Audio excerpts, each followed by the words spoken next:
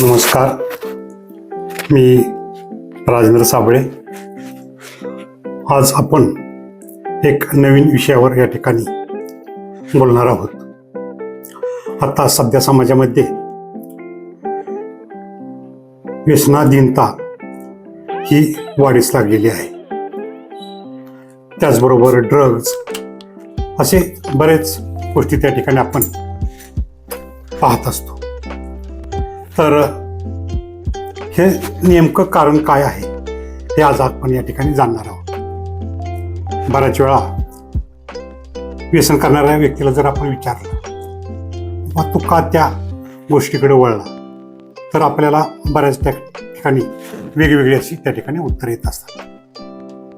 पहिलं उत्तर संगतीनं झालं, दुसरं उत्तर कर्जबाजारीपणा, तिसरं उत्तर घरगुती कारणामुळे.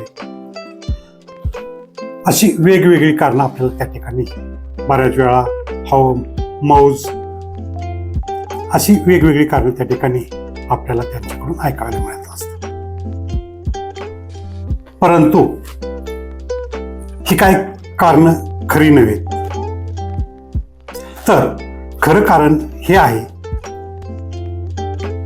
की त्या व्यक्तीच्या आयुष्यात वैयक्तिक ध्येय, कौटुंबिक ध्येय आणि सामाजिक ध्येय ही ध्येय नसल्याने अशी मुलं ह्या व्यसन या बाबीकडं वळत असतात. ह्याच्यामध्ये मी जर जन्माला आलो आहे तर मला माझ्या आयुष्यामध्ये काय करायचंय हे जर त्या ध्येय त्या व्यक्तीकडे नसेल, मी जर जन्माला आलोय तर मला माझ्या कुटुंबासाठी काय करायचंय ही जर ध्येय त्या व्यक्तीकडे नसेल, मी जर जन्माला आलोय तर मला या समाजासाठी काय करायचंय हे जर ध्येय त्या व्यक्तीकडे नसेल, आणि अशा ध्येयविना व्यक्ती ह्याच व्यक्ती आपल्याला ह्या व्यसनाकडे त्या ठिकाणी वळत असतात. आणि म्हणून सगळ्यात महत्वाचं पालकांचं असं कर्तव्य त्या ठिकाणी ठरतं की आपला जो मुलगा आहे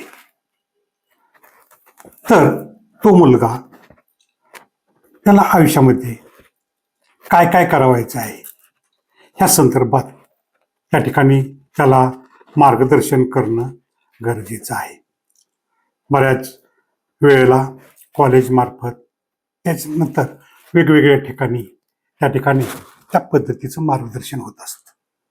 तर निश्चितच पालकांनी अशा वेळी मुलांना त्याला आयुष्यात आल्यानंतर त्याचं ध्येय काय आहे, त्याला त्याच्या कुटुंबासाठी काय करायचे, त्याला समाजासाठी काय करायचे, अशी जर समजा ध्येय असतील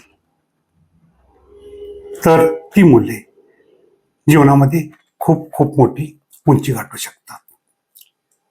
जसं आपल्या छत्रपती शिवाजी महाराज यांचं काय ध्येय होतं, तर त्यांचे ध्येय होतं हिंदवी स्वराज्य स्थापन करणे.